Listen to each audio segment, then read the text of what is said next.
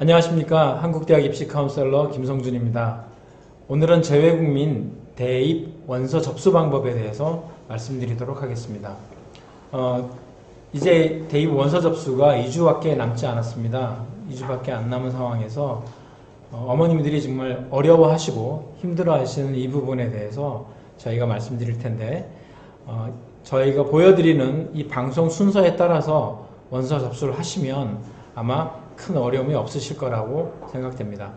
그래서 오늘은 원서 접수하는 방법만 말씀드리고요. 그리고 마지막에 연락처 보여드리고 방송을 이렇게 이어가도록 하겠습니다. 먼저 20일부터 시작되는 원서 접수에서 어떻게 지원할 건가 하는 부분이 가장 고민인데, 사실 특례 6장은 어떻게 쓸 건가 고민이 많으시죠. 어떤 어머님들은 서류를 지원하는 학교에 사연장, 그리고 수시에 한두 장 이렇게 쓰시기도 하고요. 또 어떤 경우에는 지필고사 보는 학교에다 쓰시기도 합니다. 그리고 지필고사를 쓸 때도 4장, 그리고 지방국립대 2장 이렇게 하시던지, 또는 4장, 면접 2장 뭐 이런 식으로 배치를 많이 하시죠. 또는 서류평가는 3장, 그 다음 지필 2장, 수시 1장 이런 식으로 여러 가지 다양한 변수를 가지게 되는데, 가장 고민을 하시는 부분이 아마 수시를 쓰게 될 때 어디에 지원해야 되는가 하는 게 고민일 것 같습니다. 이 부분은 수시 지원은 9월 달에 있는 부분이기 때문에 배치 상담하는 부분들은 어머님들과 다시 한 번 더 고민하시면서 준비하시면 좋겠습니다. 원서 접수하는 부분에 대해서만 말씀드리겠습니다. 원서 접수 사이트는 두 가지가 있는데요. 하나는 uapply.com 이라고 하는 사이트와 그 다음에 하나는 진학apply.com이라고 하는 사이트, 두 사이트를 이용하게 됩니다.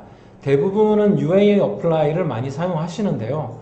대학마다 접수 사이트를 좀 선택하는 경향이 있어서 예를 들면 고대가 uapply를 선택했다 그러면 연대는 진학apply를 선택한다, 이런 식으로 서로 좀 바꿔서 하는 경향이 있어서 어머님들이 학교를 잘 보시고 어느 사이트에서 접수하는지 이렇게 보시면 되겠습니다. 이 두 사이트는 어머님들이 꼭 기억하시고 이 주소도 기억해 두시면 좋겠습니다.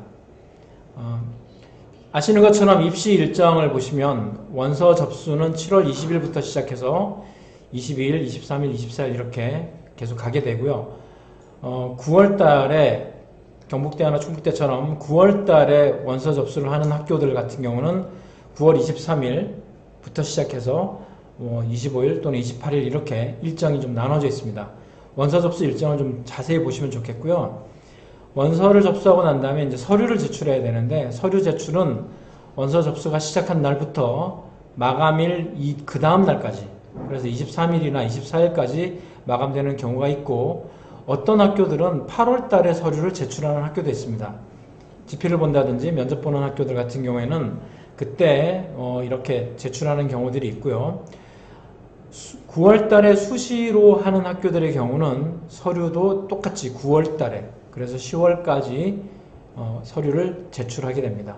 이 일정은 반드시 어머님들께서 기억하셔야 할 부분입니다. 네, 이제 uapply.com부터 시작하겠습니다. uapply.com이라고 해서 어머님들 여기 사이트, 인터넷 사이트에다 이렇게 주소를 입력하시면 첫 화면이 이렇게 나옵니다. 여러 대학들이 이렇게 나오죠. 여러 대학들이 나오고, 지금 보시는 것처럼 여러 4년제, 전문대, 편입대학원 이렇게 여러 개가 있습니다. 여러 개가 있는데 이 중에서 우리한테 해당되는 거는 이런 겁니다. 밑으로 이렇게 스크롤을 해보시면 수시 재외국민이라고 하는 이렇게 화면이 나와요. 여러 가지 화면이 나옵니다. 요 밑으로도 전문대학 이렇게 보이시는 화면도 있고요. 여러 가지 화면이 되는데 우리는 수시 재외국민이라고 되어 있는 이 화면만 집중하시면 됩니다. 지금 보시면 여기 색깔별로 이렇게 표시가 되어 있는데, 현재 지금 이 사이트는 예정이라고 하는 부분만 되어 있어요. 그래서 직접적으로 이 사이트를 클릭하시면, 학교별로 되어 있는 이 사이트를 클릭하시면 지금은 각 대학 홈페이지로만 넘어갑니다. 왜냐하면 아직 원서 접수 기간이 아니기 때문에 어머님들이 연습해 볼 수 있는 상황도 아니고요. 그리고 사이트가 지금 열리지 않는 상황입니다. 그래서 지금 보시는 이 화면에서 더 이상 진행될 것은 없어요. 화면을 조금 더 확대해서 보시면 이렇게 쭉 나와 있는데 단자라고 써 있는 건 우리 UA에서 단독적으로 한다 뭐 이런 뜻이긴 합니다만 사실은 UA나 진학에서 같이 이렇게 진행이 되고 있죠. 진학 어플라이를 클릭하시면 첫 화면에 이렇게 뜹니다. 아까 거는 UA 어플라이였고요. 지금은 진학 어플라이 건데 첫 화면이 이렇게 뜨고 우리는 재외국민이라고 되어 있는 이 부분만 찾아서 들어가시면 됩니다. 나머지 뭐 비슷하게 뭐 생긴 외국인이라든지 여러 가지 비슷한 얘기들이 좀 있어서 혼란스러우실지 모르겠는데 딱 하나 재외국민이라고 되어 있는 이 사이트만 보시고 바로가기 클릭하시면 되겠습니다. 네, 클릭하면 이렇게 화면이 뜹니다. 아까 UA 어플라이랑 비슷하죠. UA 어플라이랑 되게 비슷하게 생겼고 그래서 여러 가지 화면들을 좀 보실 수 있는데 UA 어플라이나 진학사나 똑같이 여기 오른쪽에 여기 보시면 이렇게 스마트 경쟁률 또는 경쟁률 이런 게 있습니다. 이거는 작년도 경쟁률을 보실 수 있고요. 원서 접수를 하시는 중간중간에 발표하는 그 경쟁률도 여기를 통해서 보실 수 있습니다. 이 화면 밑으로 재외국민이 있는가를 보셔야 되는데 네 이렇게 나와 있죠. 여기는 제가 지난 접수 기간에 제가 찍은 사진이라서 여기 지금 파란색으로 접수라고 이렇게 되어 있습니다. 이건 그 당시에 원서 접수하는 사이트가 오픈되었을 때 제가 찍은 부분이라서 이렇게 되어 있고요.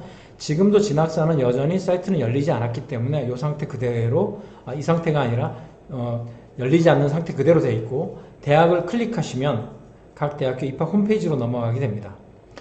그래서 어머님들에게 보여드리는 거는 지난번 원서 접수 기간 때 제가 미리 찍어 놓은 사진들인데 크게 바뀌지 않았을 겁니다. 크게 바뀌지 않았을 거기 때문에 이 사이트를 보시면서 같이 들어가시면 되겠습니다. 자, 한양대를 제가 눌렀습니다. 지금 보시는 것처럼 이건 전교육과정 이수자라고 되어 있는데 이거는 제가 지난번 전교육과정 이수자 때 제가 찍은 화면이기 때문에 이렇게 되어 있고요. 날짜도 그때 기준으로 찍은 겁니다. 이제 어머님들이 나중에 7월 20일 날 클릭하시면 이제 여기는 그 날짜에 제대로 맞춰서 일정들이 쭉 나오게 됩니다. 그래서 맨 위에 있는 표를 보시면 유의사항, 작성 이렇게 쭉 나와 있죠. 요 순서대로 넘어가게 됩니다. 그래서 지금은 유의사항을 이렇게 쭉 나와 있는데 이거 보셔야 되고요. 여기 인터넷 접수 전용 구분이라고 되어 있는 화살표로 크게 되어 있는 이 부분에 보시면 정교육과정만 나와 있죠. 왜냐하면 제가 정교육과정 할 때 찍었으니까. 근데 이제는 이 부분이 정교육과정도 나오고 3년 특례도 나올 겁니다. 그러면 해당되시는 정교육과정은 정교육과정에 또는 3년 특례는 3년 특례에다가 클릭하시면 됩니다. 요 다음 화면으로 넘어가 볼 거예요. 다음 화면으로 이제 밑으로 내려가시면 전형료와 결제 방법에 대한 부분이 안내되어 있습니다. 전형료는 주로 한 15만 원 정도 되는데 이게 수능 보는 친구들보다는 비싸요. 그 이유가 우리는 서류 검토를 하기 때문에 서류 검토 비용이 따로 들어갑니다. 그래서 비용이 15만 원 정도 비싸고요. 결제하는 방법은 유캐시를 사용하든지 이미 저장해 놓고 사용하는 방법 또는 직접적으로 계좌 이체 또는 카드, 그다음 휴대폰 이렇게 사용하게 됩니다. 근데 현재로서는 계좌 이체 부분이 가장 간편하고요. 계좌 이체 부분이 가장 간편하고요. 그 다음 카드나 휴대폰 쓰셔야 되는데 휴대폰 부분은 학생들이 간편 결제를 하면 가장 편한 방법이라서 많이 사용합니다. 학생들이.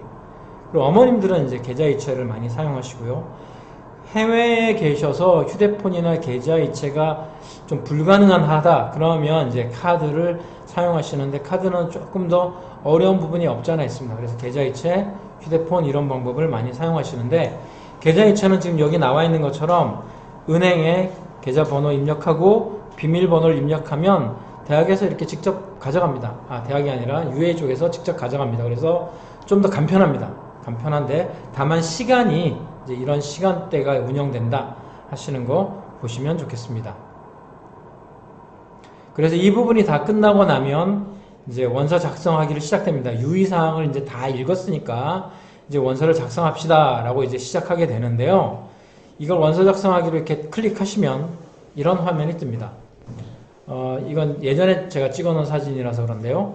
대입 원서 접수, 일반 원서 접수 이런 화면이 나오는데 아까 말씀드린 것처럼 우리는 무조건 재외국민, 재외국민이라고 되어 있는 이 부분을 따라서 클릭해서 들어가시면 되겠습니다. 처음 시작하게 되면 이렇게 공통 원서 접수 로그인 바로 들어가기 이런 화면이 뜨거든요. 맨 처음 들어가실 땐. 그래서 이 화면으로 클릭하시면 이런 게 나옵니다. 로그인 하라는 게 나오죠. 이 로그인 하라는 부분에서는 처음 시작하기 때문에 어머님들이 회원 가입하셔야 돼요. 회원 가입에 아이디나 비밀번호를 만드셔야 됩니다. 그래서 회원 가입으로 클릭을 하시면 됩니다. 회원 가입 클릭하시면요 이렇게 나옵니다. UA 어플라이, 통합회원, 진학 어플라이. 이게 무슨 말이냐면 UA 것만 할 거냐 아니면 진학 어플라이 것만 할 거냐 아니면 둘 다 할 거냐 하는 건데 당연히 우리는 통합회원으로 클릭하셔야 되겠죠. 그러면 UA를 쓸 때도 공통정보가 나올 거고 진학 어플라이를 사용해도 공통정보를 활용할 수 있다는 뜻이 됩니다. 여기서 조금 어머님들이 중요하게 보셔야 될 게 하나 있는데 이 부분입니다. 자, 여기 어떻게 표시되어 있냐면 윈도우 기반의 운영체제에서만 원서 접수가 가능합니다 라고 되어 있죠. 즉 모바일 안 된다는 겁니다. 휴대폰으로는 이게 불가능하고요. 인터 학교에 다니는 학생들이 많이 사용하는 맥은 원서 접수가 안 됩니다. 중간에 렉이 걸려서 충돌이 일어나서 안 됩니다. 그래서 윈도우 기반으로 되어 있는 집에 있는 데스크탑이라든지 한국에서 쓸 수 있는 노트북 이런 분들을 사용하시면 좋겠는데요. 근데 윈도우인지 잘 모르고 그냥 무조건 시작하다 보면 이런 화면이 뜹니다. 이런 화면이. 그래서 이런 화면이 떠서 윈도우에서만 쓸 수 있습니다 라고 하는 그런 얘기가 다시 나오거든요. 그래서 맥을 사용하면서 원서 접수를 하는 경우에는 안 된다는 거 확인하시고 윈도우 환경에서 원서 접수를 시작하시면 되겠습니다. 그래서 표준 공통 원서에 회원 가입하면 지금 보시는 것처럼 이렇게 뭐 여러 가지 이용 약관에 대해서 동의하라는 얘기가 나오거든요. 그래서 동의하시면 됩니다. 동의하시고 클릭하시고요. 그리고 이제 휴대폰 번호가 있는 경우 이렇게 해서 회원 가입을 하게 되고 휴대폰 번호가 없는 경우에는 또 이렇게 또 다른 방법을 통해서 이렇게 회원 가입을 하시게 되는데 아무래도 휴대폰 번호가 있는 게 좋습니다. 학생들이 사용하는 휴대폰 번호가 제일 좋긴 합니다. 근데 아직 뭐 만들지 않았다거나 또는 뭐 해외에 있어서 아직 못 만든 경우 그런 경우는 아버님이나 어머님 걸 사용하시면 되는데 휴대폰 번호가 없으면 조금 사용하기가 불편하세요. 그래서 지금이라도 휴대폰 번호를 만드시든지 아니면 기존의 아버님이나 어머님이 사용하시는 거를 로밍으로 살려서 사용하시는 게 더 좋습니다. 그래서 아이디, 이름 뭐 이런 거 다 확인하시고 이런 걸 하면 이제 회원 가입이 되겠습니다. 네, 회원 가입이 다 끝나고 나면 이제 다시 처음으로 돌아와서 아이디하고 비밀번호를 입력하시게 되겠죠. 지금 제가 여기 써놓은 것처럼 여기 있는 것처럼 지원자 본인 걸로 하는 게 가장 좋습니다. 지원자 본인 걸로 하시는 게 가장 좋고요. 그래서 어머니나 아버님 이름으로 로그인 하시면 이거 조금 중간에 여러 가지 상황들이 좀 복잡한 게 생기기 때문에 가능하면 지원자 본인으로 해서 아이디와 패스워드 만들어서 하시면 좋겠습니다. 그래서 이제 확인하면 이런 게 처음 나옵니다.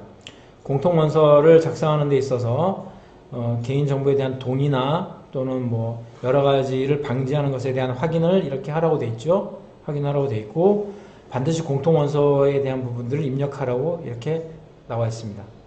이렇게 확인하시면 자, 공통원서를 작성하라고 나옵니다.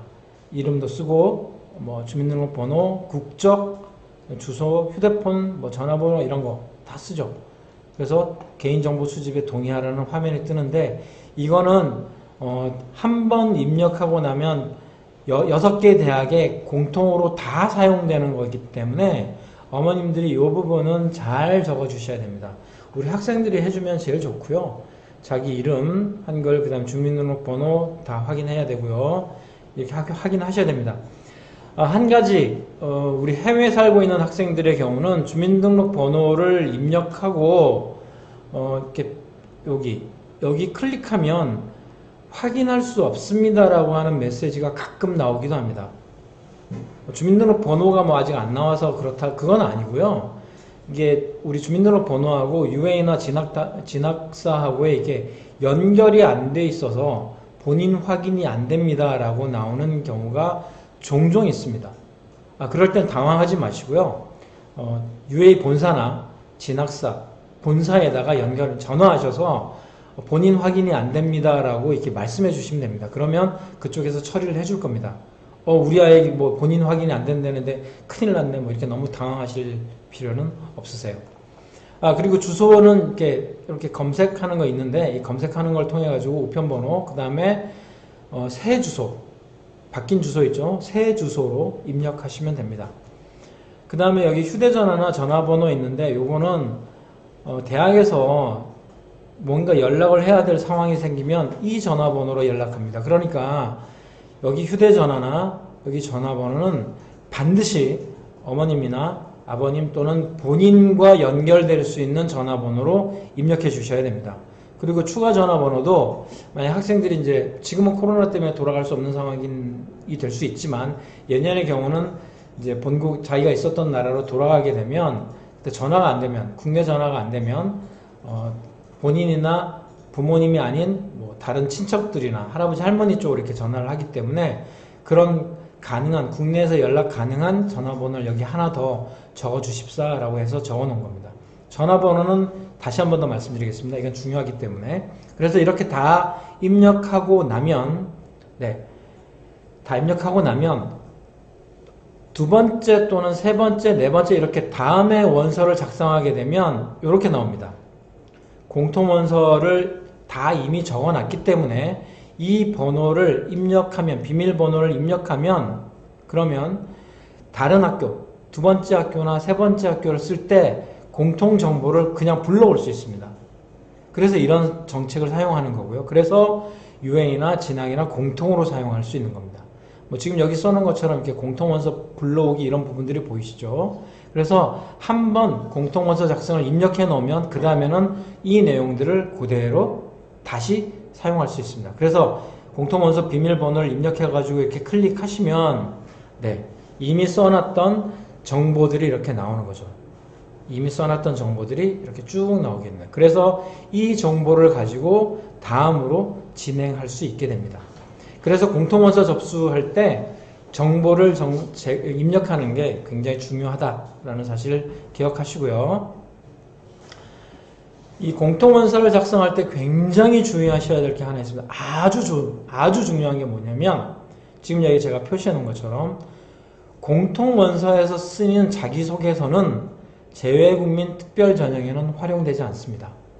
이게 뭐냐면 수시에서는 이 공통 자기소개서가 활용이 돼요. 수시에서는. 근데 재외국민은 학교마다 질문이 다르기 때문에 이 공통 자기원서를 사용하지 않습니다. 근데 우리 아이들이 공통원서를 이렇게 접수하다 보면 자기소개서 형태가 나오거든요. 그래서 나오니까 이것도 적어야 되나 보다 싶어서 그냥 그걸 자기소개서를 또 쓰는데 그거 아무 필요 없습니다. 그냥 그 부분은 아무것도 적지 않고 넘어가시고요. 우리가 재외국민 원서를 다 작성하고 나면 맨 마지막에 다시 재외국민 관련된 자기소개서가 따로 나오니까 그때 적으시면 되겠습니다. 이 부분 꼭 기억하시면 좋겠습니다. 자, 그래서 공통원서가 끝나고 나면 이제 각 학교별로 원서 작성하는 게 나옵니다. 각 학교별로 이건 좀 다릅니다. 학교별로 다른데 뭐 주소를 국외 주소, 국내 주소 이렇게 쓰기도 하고요. 그다음에 여러 개 쓰는데 여기 보시면 빨간색으로 표시된 부분이 있죠. 여기는 표시가 안 돼 있는데 빨간색으로 이렇게 마크가 되어 있는 이 부분은 반드시 쓰라는 겁니다. 반드시 쓰라는 거고요. 이 전화번호는 특히 휴대폰 이거는 다 표시하라고 되어 있죠. 그리고 이렇게 되어 있습니다. 가급적 본인 연락처 또는 국내에서 연락 가능한 연락처 이렇게 표시되어 있습니다. 이게 뭐냐면 아까도 말씀드린 것처럼 원서 접수가 다 끝나고 서류 심사하는 과정에서 발생하는 여러 가지 문제들이 이 전화번호를 통해서 연락이 돼요. 이 전화번호를 통해서 뭐 서류가 빠졌다든지 뭔가 누락된 게 있다든지 서류 사실을 확인하는 전화라든지 뭐 여러 가지 전화가 올 수도 있습니다. 그런데 만약에 이 번호가 올바른 번호가 아니어서 연락이 되지 않는다. 연락이 되지 않는다 그러면 대학 입장에서는 연락해봤는데 연락이 안 된다. 그러면 네, 접을 수밖에 없겠죠. 그래서 이 번호는 굉장히 중요합니다. 만약에 한국에서 원서 접수가 다 끝나고 체제하는 국가로 돌아가는 경우, 그 경우에라도 한국 번호 같은 경우는 로밍 하셔서 가져가시고요. 지금 보시는 것처럼 이렇게 국가번호도 표시할 수 있습니다. 국가번호도 표시할 수 있으니까 만약에 중국에 계시면 또는 그 베트남이나 다른 나라에 계시면 그 국가번호로 해서 휴대폰으로 바로 받을 수 있는 번호들 그렇게 꼭 확인하셔야 됩니다. 그런데 한 가지 주의하실 건 뭐냐면 이게 시간이 지나다 보면 그 전화가 피싱하는 경우들이 좀 있어요. 피싱하는 경우들이 종종 있습니다. 그 입학처라는 핑계 대면서 뭐 서류가 빠졌는데 이 서류를 발급받기 위해서는 돈이 필요하다 뭐 이런 말도 안 되는 전화를 하는 경우가 가끔 있습니다. 그래서 어머님들이나 우리 학생들이 보이스피싱에 절대 유의하시고요. 이 입학처 번호는 사실 모르는 번호로 뜨는 경우가 많거든요. 모르는 번호로 뜨기 때문에 그냥 안 받으시면 안 되고요. 받아보시고 보이스피싱인지 아닌지 구별하셔야죠. 보이스피싱인 것을 구별하는 방법은 딱 하나입니다. 금품을 요구하면 무조건 보이스피싱입니다. 입학처에서 뭐 금품을 요구할 일이 없잖아요. 그죠? 그리고 뭐 또 나쁜 친구들 같은 경우는 뭐 아이가 뭐 어떻게 됐네, 뭐 병원에 갔네, 네, 다 거짓말입니다. 속지 마시고요. 네, 속지 마시고 이 전화하는 이 부분에 너무 예민해지실 수도 있지만 전화 받으시고 금품 요구하는 건 절대로 응답하지 마시고요. 그리고 혹시 서류가 미비되었다 그럴 땐 너무 당황하지 마시고 언제까지 제출하겠노라고 말씀하시고 그때까지 서류를 준비하시면 되겠습니다. 네. 전화번호 중요성은 다시 한 번 더 중요하다는 거 한 번 더 말씀드리고요. 그 다음 필수 입력 사항으로 해서 지원 자격, 뭐 모집 구분 이런 게 나오는데 지금 이거는 제가 지난번 봄에 찍었던 사진이기 때문에 12년만 나와 있는데 여기 3년도 이제 아마 보시게 될 겁니다. 3년도 보시게 될 거고요. 신입학 당연히 신입학에 표시하셔야 됩니다. 그 다음 지원 자격은 여기 전교육 과정인지 아니면 뭐 3년인지 요거 구분하셔서 하셔야 되고요. 여기 빨간색으로 표시되어 있는데 수원 번호가 생긴 다음에는 모집 단위는 절대로 변경할 수 없습니다. 나머지는 수정이 가능합니다. 지원 모집 단위 외에 나머지는 접수를 하시고 난 다음에도 수정이 가능한데 모집 단위만큼은 수정이 불가능합니다. 모집 단위가 뭐냐면 지금 여기 보시는 것처럼 여기 모집 단위 검색 이런 부분들이 있잖아요. 네. 그래서 한 번 더 다른 학교를 좀 보시면 네, 이런 거 전형 구분 이게 13년 또는 12년 이런 게 나올 거고요. 모집 단위 이렇게 나오고 뭐 이름 쓰고 여러 가지 나옵니다. 이거 확인하시고요. 제외 동포 여부 이렇게 나오는데 우리는 제외 동포 아닙니다. 우리는 제외 국민이지 제외 동포는 아닙니다. 그래서 요 화면을 보시되 여기서 주의하실 부분이 여기 까만색 부분이에요. 까만색 부분. 모집 단위라고 되어 있는 이 부분을 손으로 직접 입력하면 컴퓨터로 이렇게 입력하면 입력되지 않습니다. 모집 단위 검색이라고 되어 있는 이 부분을 이렇게 이 부분을 클릭하시면 이렇게 떠요. 그래서 내가 무슨 과를 지원할 거다라고 해서 이 과를 이렇게 클릭하면 여기에 입력이 되는 겁니다. 네. 다시 말씀드릴게요. 여기 모집 단위 이 부분을 클릭하시면 이렇게 과가 뜨고요. 이 과가 뜨고 내가 진학하고 싶은 그 과를 이렇게 클릭하시면 네. 본인이 원하는 과가 여기에 입력이 됩니다. 네, 여기에 입력이 되고요. 여기 이제 한자를 쓰라라고 되어 있는데 여기도 이렇게 이렇게 클릭하시면 어떻게 하면 한자가 바뀐다 이런 게 설명이 이렇게 나옵니다. 설명 나오니까 설명 따라서 이렇게 다 입력하시면 되겠습니다. 그리고 이제 뒤에 가면 이름도 넣고요. 그러면 사진 나오죠. 네. 사진 네. 여기 보시는 것처럼 JPG 파일로 업로드 해야 되고요. 사이즈 크기 다 나옵니다. 이거 우리 학생들이 잘 할 수 있습니다. 많은 여학생들이 이 사진 때문에 고민하고 뽀샵해서 얼굴을 변형시켜서 올리기도 하는데 그렇게 중요하지는 않습니다. 시간 많이 투자하지 마시고 예쁘게 나온 좋은 사진들 이렇게 입력하시면 좋겠습니다. 자, 이제부터 이제 어머님들이 굉장히 힘들어 하시는 부분인데요. 이 수학기간 기록표라고 하는 이런 게 나옵니다. 우리 아이가 학교 다닌 거를 다 써야 됩니다. 여기 학교 이름, 국가, 도시, 그래서 언제부터 언제까지 재학했고 이런 걸 다 써야 되는데요.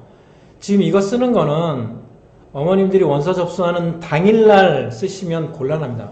혼란이 굉장히 많이 생길 수 있으니까 이 표는 각 학교의 모집 요강에 다 있습니다. 다 있으니까 출력하셔가지고 미리 한번 적어보세요. 다 적으시고 원서 접수하는 당일날은 이 표에 이미 적혀 있는 걸 그냥 옮겨 적는 형태로 가시는 게 맞습니다. 이거 적으실 때는 특히 여기 기간, 이 기간에서는 어머님들이 생각하시는 날짜로 적으시면 안 돼요. 뭐 예를 들면 우리 애가 언제쯤 왔더라, 또는 비행기 표가 언제야, 뭐 이런 거 가시면 안 되고요. 여기 있는 재학 날짜는 반드시 학교 서류를 보고 판단하셔야 됩니다. 학교의 전입 날짜 또는 전출 날짜, 졸업 일자, 그 날짜를 기록하셔야 됩니다. 그래서 이걸 기록하면요, 재학 연수는 컴퓨터가 자동으로 인식해서 날짜가 나옵니다. 그래서 1학년 때부터 10학년 때까지 재학했던 날짜, 뭐 어떤 친구는 뭐 한 학교에만 쭉 있었다, 그럼 참 다행이죠. 12년 전과정 같은 경우는 다행인데, 3년 같은 경우는 최소한 한국에 있었다가 중고로 넘어갔기 때문에 초중고 이렇게 다 합치면 4-5개가 넘죠. 그럴 때 이제 이 부분들에 대해서 쭉 적어주시면 되는데, 예를 들면 3특의 경우도 재학 기간만 따져보면 학교를 중간에 옮겼다 뭐 이러면 실제로 재학했던 기간보다 짧게 나옵니다. 왜? 전출했던 기간은 포함하지 않기 때문에요. 그래서 뭐 우리 아이가 4년 정도 재학했었는데도 3년 뭐 10개월 이렇게 나올 수도 있고요. 12년 같은 경우는 12년으로 절대 나오지 않습니다. 왜냐하면 졸업 날짜가 이미 그 날짜가 좀 당겨져 있기도 하고요. 그 다음에 중간에 학교를 옮긴 케이스라고 하면 11년 몇 개월 이런 식으로 나옵니다.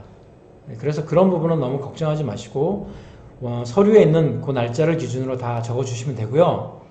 위에 적으신 기간에 따라서 밑에 표요, 내가 1학년 1학기인지 2학기인지 이런 표를 마킹하시면 됩니다. 이렇게 마킹하시면 되는데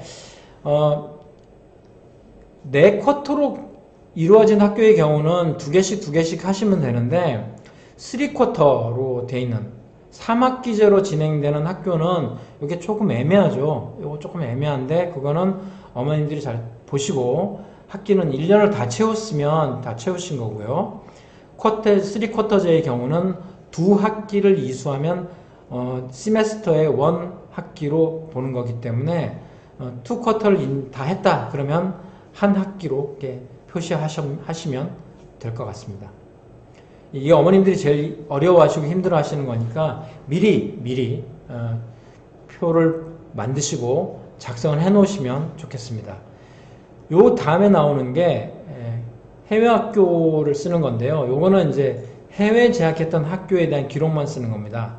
한국에 있었던 학교는 우리가 그 네이스 시스템으로 다 확인할 수 있기 때문에, 대학이 확인할 수 있기 때문에 의미 없고요. 지금 여기 보이시는 이 학교를 쓴다는 거는 해외에 있는 소재 학교만 쓰는 겁니다. 그래서 전화번호, 팩스번호 이렇게 다 써야 되는데, 여기 학기 시작과 종료일이라고 되어 있는 이 부분은 스쿨 캘린더를 보시고 마킹하시면 되겠습니다.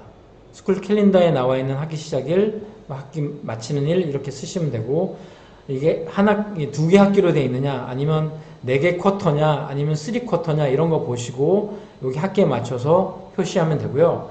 홈페이지가 없다 그럼 어쩔 수 없죠. 못 쓰는 거고요. 다만 전화번호나 팩스번호는 반드시 둘 중에 하나는 꼭 있어야 합니다. 나중에 학교에서 학력조회 동의서 이런 걸 보내서 확인해야 되기 때문에 팩스번호가 더 유용하긴 하지만 그래도 전화번호라도 있어야 하고요. 선생님 저희 학교는 폐교해서 지금 없어졌는데요. 그럴 경우에도 학교 기록을 보관하고 있는 다른 학교가 있어요. 또는 뭐 그 서류를 가지고 계신 분이 있다든지. 그래서 반드시 연락처를 적어 놓으셔야 우리 아이가 재학했던 그 기록들을 확인할 수 있습니다. 이 부분도 어머님들이 그냥 당일날 쓰려고 하지 마시고요. 지금 미리 다 출력하셔가지고 이거 다 써놓으신 다음에 그날은 옮겨 적는 걸로만 하시면 더 좋으실 것 같습니다. 그 다음 학력조회 동의서나 학력조회 의뢰서를 입력하라고 나오는데요.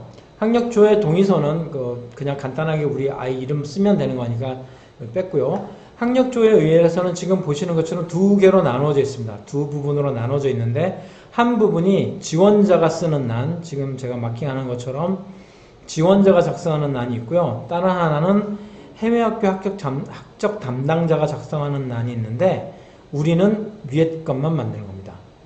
위에 것만 쓰시면 됩니다. 밑에 거는 우리 아이가 합격하고 난 다음에 대학에서 고등학교로 이 서류를 보내면 그때 고등학교에서 밑에 있는 칸을 완성하는 겁니다. 그러니까 우리는 위에 있는 칸만 적으시면 될 것 같습니다. 위에 있는 칸만 적으시면 됩니다.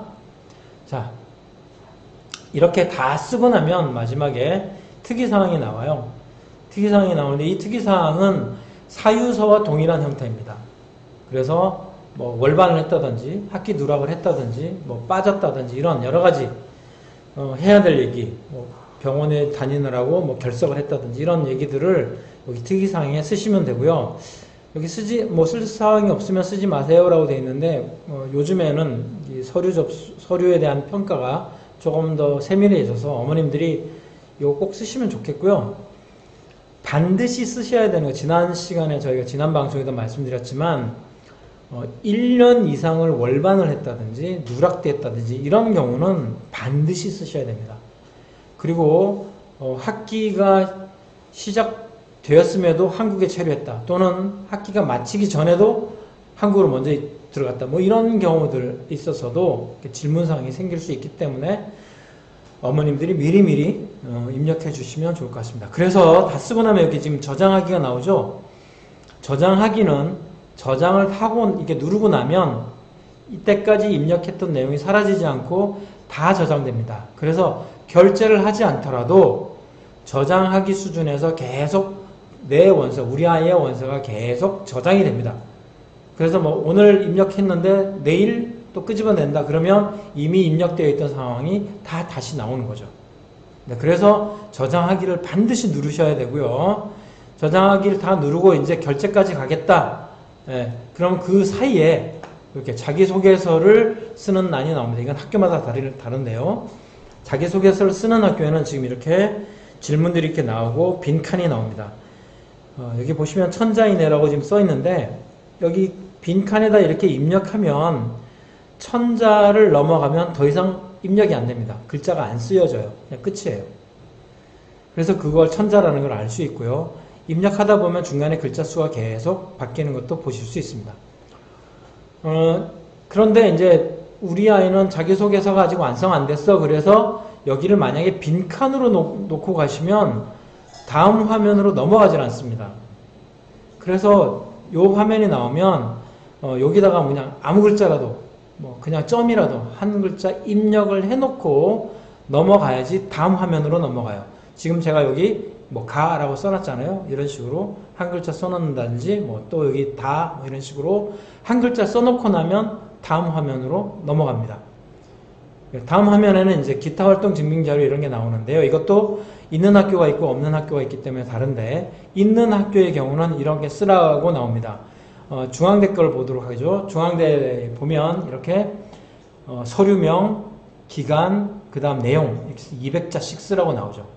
이런 내용들을 일일이 다 써야 되는데 이것도 입력하면서 쓸 수는 없고요. 지금 사전에 미리 다 써놓고 요거를 옮겨 적는 형태로 가시는 게 가장 좋겠습니다. 그렇게 해서 이런 내용들을 다 썼습니다. 다 쓰고 나면 이제 결제하기라고 하는 게 마지막 화면이 나옵니다. 결제하기 싫다 그러면 그냥 저장만 해놓고 나가셔도 돼요. 나는 아이들 경쟁률을 좀 보고 결제할 거야. 그럴 수도 있습니다. 그러면 그냥 결제하기가 아니고 저장하기만 해놓고 잠깐 나오셔도 괜찮습니다.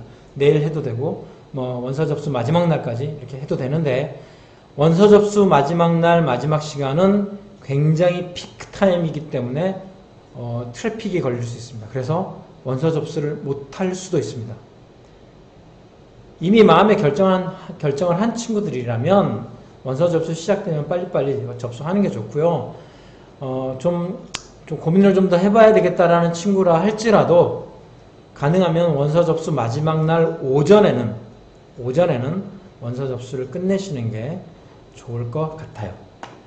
자, 결제하기 넘어갑니다. 결제하기를 넘어가면 네, 아까 처음에 보여드린 것처럼 계좌이체를 할 수도 있고 핸드폰으로 결제를 할 수도 있고 카드로 할 수도 있고 다양한 방법을 선택할 수 있는데 많이 사용하시는 이제 결제, 계좌이체 이런 부분들을 제가 눌렀습니다.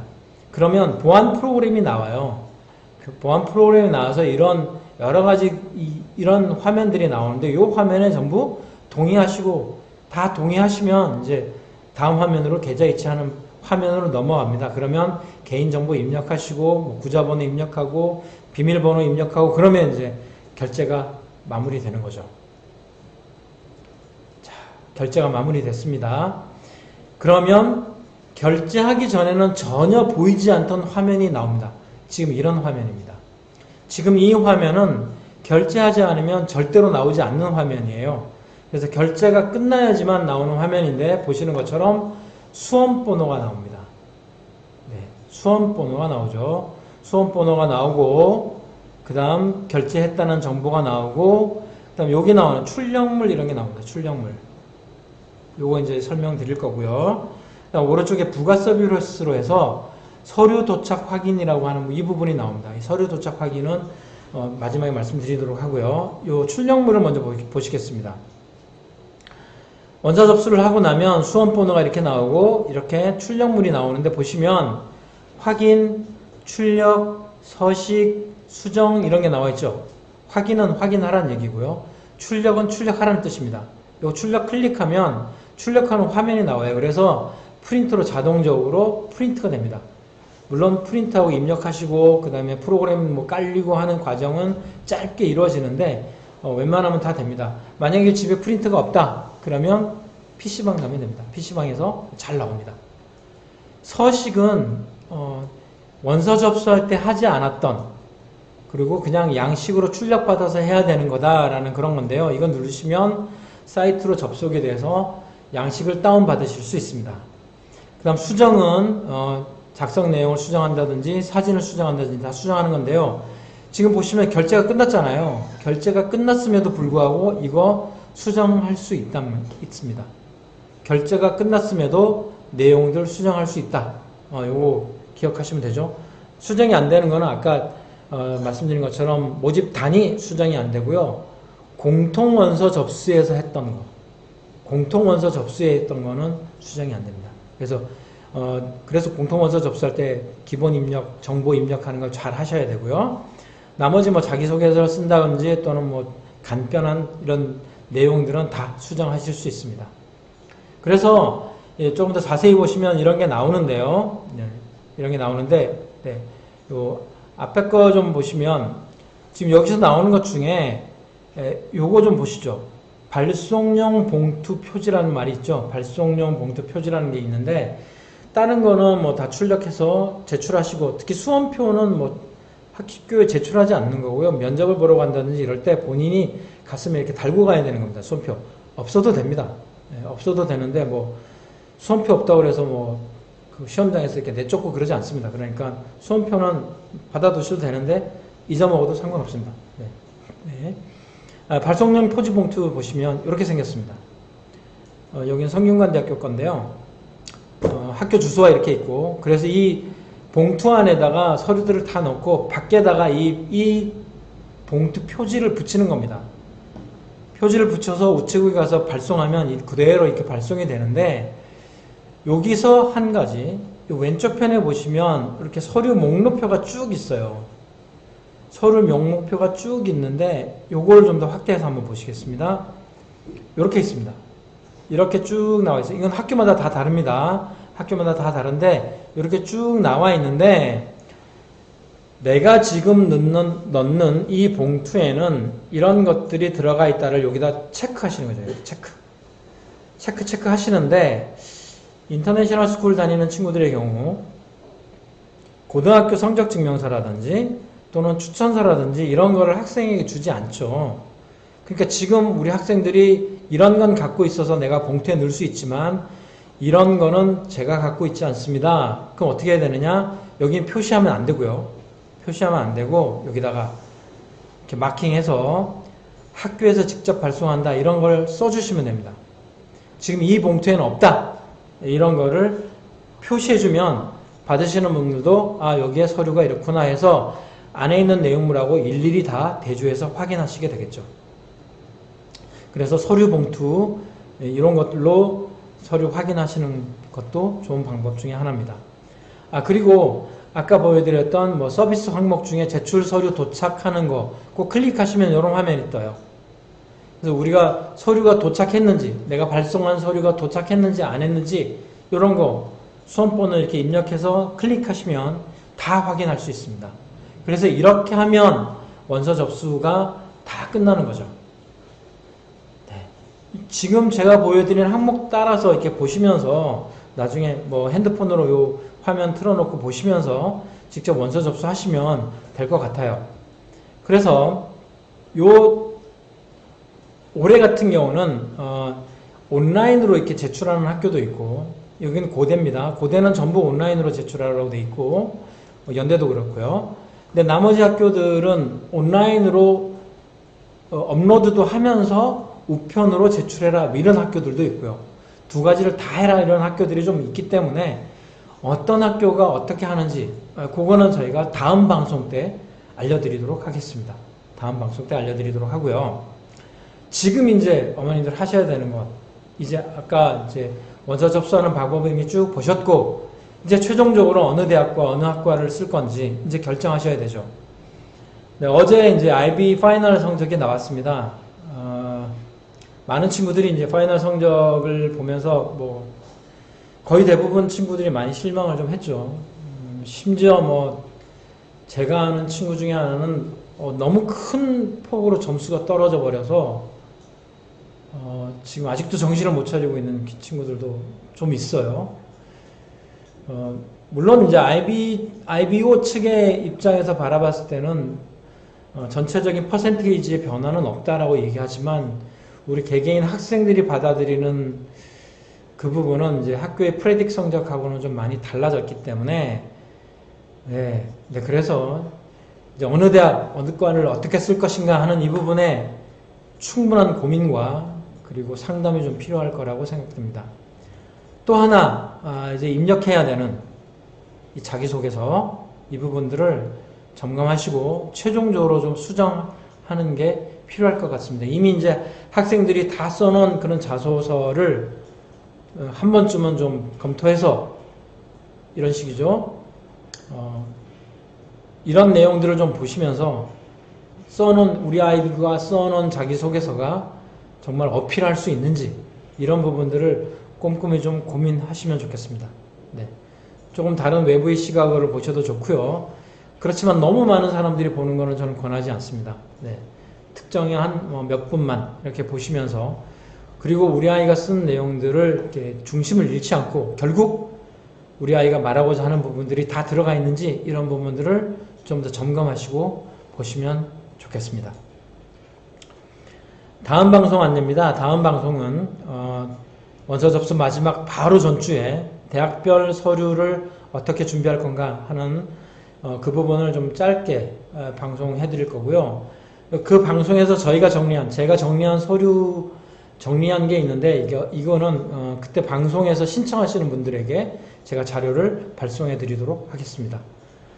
그리고 7월 21일은 화요일 날은 실제로 원서 접수 기간이기 때문에 우리 고3 어머님들은 방송을 보시기 힘들 거라고 생각되고요. 고등학교 1학년, 2학년 학생들 미국 대학에 관심 있는 분들 한해서 지난번에 이어서 두 번째 미국 대학 입시 두 번째 편을 보여드리도록 하겠습니다. 네, 오늘 방송은 여기까지입니다. 지금까지 보셨던 모든 방법에 대해서 좀 궁금하신 부분 그런 거는 지금 나가는 연락처로 연락을 주시면 저희들이 성실하게 답해 드릴 수 있도록 하겠습니다. 그리고 여러 가지 상담이 필요하시고 또 여러 가지 점검이 필요하신 부분들도 지금 보여드린 연락처 특히 위챗이나 카톡으로 이렇게 연락 주시면 어머님들 편한 시간 이런 시간을 잡아서 말씀드리도록 하고요. 그리고 무료 상담권에 대해서도 뭐 한 번 신청했는데 뭐 또 해도 되는가 그런 거 말씀하셨는데 네, 가능합니다. 무료 상담권도 또 신청하시면 저희들이 그중에 선택하신 분들께 우리 여기 서울 사무소에서 같이 만나서 이렇게 상담하는 시간을 가지도록 하겠습니다. 네, 지금까지 시청해 주셔서 감사합니다.